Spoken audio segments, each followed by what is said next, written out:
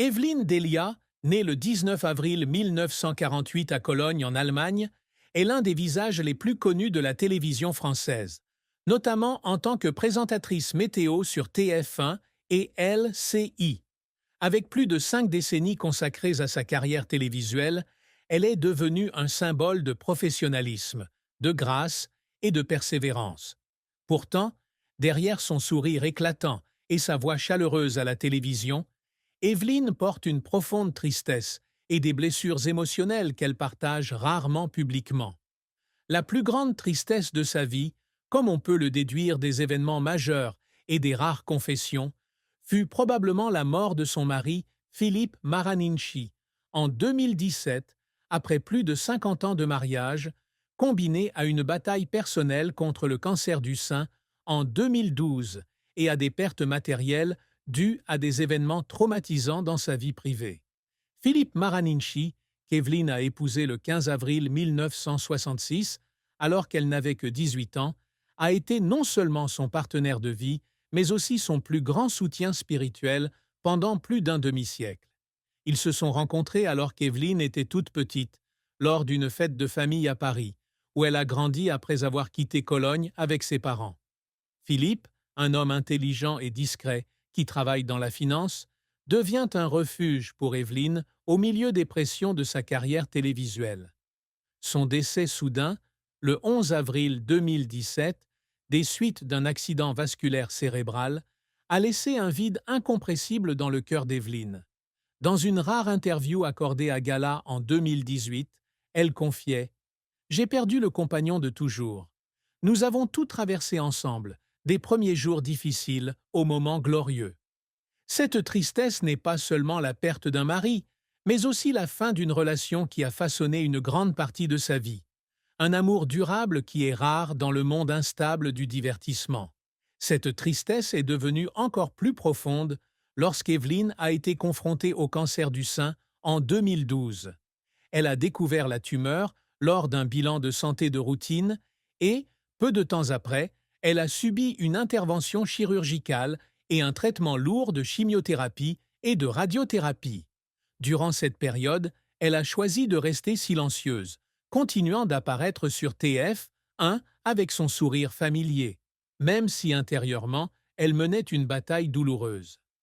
J'ai fait une radiothérapie tôt le matin, puis je suis allée au poste de télévision comme si de rien n'était, a-t-elle confié à Télé Loisirs en 2019. Cette résilience, bien qu'admirable, était aussi une tristesse silencieuse, car elle devait cacher sa douleur pour protéger les téléspectateurs et sa famille de l'inquiétude. Philippe avait été à ses côtés tout au long de cette épreuve, et son décès ultérieur fut un double coup dur, la laissant plus seule que jamais. Un autre événement qui a contribué à la grande tristesse dans la vie d'Evelyne a été l'incendie et le cambriolage de sa maison de vacances en Normandie en 2010. La maison de Thomers-la-Saugne, où elle et Philippe se retiraient souvent pour se détendre, a été cambriolée, pillée, puis incendiée par 4 jeunes du quartier. Tous nos souvenirs sont tombés en poussière, confiait-elle à Paris Match en 2017. La tristesse causée par cette perte matérielle ne concerne pas seulement les biens, mais aussi la destruction d'un sanctuaire spirituel où elle trouvait autrefois la paix au milieu de ses journées chargées. Tous ces événements, la mort de Philippe, sa lutte contre le cancer et sa perte en Normandie, s'entremêlent pour former le plus grand chagrin d'Evelyne. Un chagrin à la fois personnel et profond, la forçant à apprendre à vivre avec des cicatrices qui ne guérissent jamais. La carrière d'Evelyne Delia est un parcours inspirant qui s'étend sur plus de 50 ans. D'une jeune fille entrant dans l'industrie de la télévision à une icône nationale dans l'industrie de la météo. Elle débute sa carrière à l'Office de radiodiffusion télévision française, ORTF, le 23 octobre 1968, à l'âge de 20 ans, comme animatrice pédagogique. Depuis, elle a occupé de nombreux rôles différents, de présentatrice, animatrice d'émissions matinales, à présentatrice météo, laissant une profonde empreinte dans le cœur du public français. Cependant, le chemin n'est pas seulement plein de gloire, mais aussi plein de défis et de moments qui la font pleurer à cause de ses efforts incessants. Le premier succès d'Evelyne arrive lorsqu'elle devient speakerine régulière sur l'ORTF le 15 mars 1969. Avec sa voix chaude et son naturel, elle devient rapidement une favorite. Lorsque l'ORTF se transforme en TF1 en 1975, elle continue de briller avec des émissions comme À la bonne heure, magazine matinal mêlant information et divertissement, et La maison de TF1, émission sur la vie de famille. En 1985, elle reçoit le prestigieux prix 7 d'or de la meilleure présentatrice. Une étape importante qui confirme sa position dans l'industrie de la télévision. Mais l'apogée de la carrière d'Evelyne se situe en 1992, lorsqu'elle commence à présenter la météo sur TF1 après avoir été formée par Alain Gillot-Pétré. Avec son professionnalisme et son charme, elle devient non seulement un visage familier chaque soir, mais est également nommée directrice du service météo de TF1 en 2000, puis de LCI depuis 2009. Elle est élue présentatrice météo préférée des Français en 2011 et reçoit de nombreuses récompenses internationales telles que le trophée du Festival international de la météo à Québec, 1999, et à Zagreb, 1203. Néanmoins, la carrière d'Evelyne ne fut pas sans échecs et difficultés. L'un des revers les plus marquants a été lorsqu'elle a dû faire une pause dans son travail en 2012 en raison de sa lutte contre le cancer du sein. Son absence de plusieurs mois a inquiété le public, et bien qu'elle soit revenue avec un nouveau look, les cheveux courts en raison de la chimiothérapie, elle a dû faire face aux rumeurs et à la pression du public. Un autre revers fut la fin des journaux télévisés traditionnels au début des années 1990, lorsque TF1 a opté pour l'utilisation de présentateurs plutôt que de présentateurs en direct. Cela a forcé Evelyne à réorienter sa carrière, passant d'animatrice polyvalente à experte météo, ce qui n'est pas une mince affaire pour quelqu'un habitué à la diversité des projecteurs. « J'ai cru que j'allais tout perdre », confiait-elle au Figaro en 2015. Les efforts pour faire pleurer Evelyne venaient souvent de son dévouement à son travail.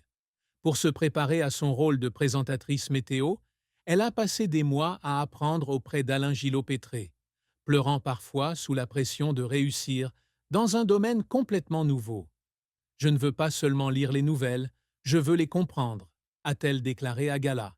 Une autre fois, lors du tournage de C'est bon pour la planète, un livre environnemental qu'elle a publié en 2007, elle a été émue aux larmes en réalisant les terribles impacts du changement climatique qu'elle devait transmettre au public. « Je pleure parce que je me sens impuissante face à ce qui arrive à la Terre », confiait-elle à France Info en 2020. Ces larmes ne sont pas seulement une manifestation de pression, mais aussi le témoignage d'un cœur qui brûle toujours pour le travail et la responsabilité sociale. Evelyne Delia se fixe toujours des objectifs ambitieux pour affirmer sa valeur dans le monde de la télévision et dans la vie.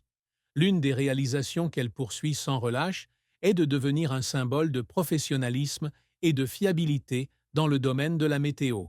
Avec plus de 30 ans d'expérience en tant que présentatrice météo sur TF1, elle y est parvenue, car son nom est associé à des informations précises et accessibles. Sa nomination au poste de directrice de la météo de TF1 et de LCI témoigne de son engagement continu pour l'amélioration de la qualité des prévisions météorologiques et la communication de l'information scientifique au public. « Je veux que le public n'entende pas seulement la météo, mais qu'il la comprenne », déclarait-elle aux Parisiens en 2023. Un autre objectif d'Evelyne est de surmonter les stéréotypes d'âge et de genre dans l'industrie de la télévision. En tant que l'une des premières femmes présentatrices à l'ORTF, et plus tard présentatrice météo chevronnée, elle a brisé de nombreuses barrières, ouvrant la voie à la prochaine génération. Elle souhaite également porter le message de la protection de l'environnement auprès du public, ce qu'elle fait à travers le livre « C'est bon pour la planète » et des campagnes comme SIDAction ou Mon impact positif avec la fondation Nicolas Hulot. « Je veux laisser une planète meilleure à mes petits-enfants », a-t-elle déclaré à France 2 en 2025. Son engagement en faveur de la sensibilisation au changement climatique a été reconnu à travers son partenariat avec le groupe d'experts intergouvernemental sur l'évolution du climat, GIS, qui a reçu le prix Nobel de la paix en 2007. De plus, Evelyne désire laisser une empreinte personnelle à sa fille Olivia et à ses deux petits-enfants. Elle souligne souvent son rôle de mère et de grand-mère dans la vie, le considérant comme sa plus grande réussite en plus de sa carrière.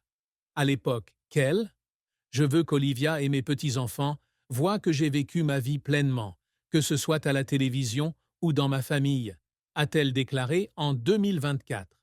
Avec des titres tels que Chevalier de la Légion d'honneur, 2016, et Chevalier de l'Ordre national du mérite, 2004, Evelyne a accompli de nombreuses gloires. Mais pour elle, le véritable succès réside dans l'équilibre entre le travail, la famille et la contribution à la société. L'amour et le mariage furent un chapitre important et émouvant dans la vie d'Evelyne Delia. Elle épouse Philippe Maraninchi le 15 avril 1966, à l'âge de 18 ans, lors d'une cérémonie CIM.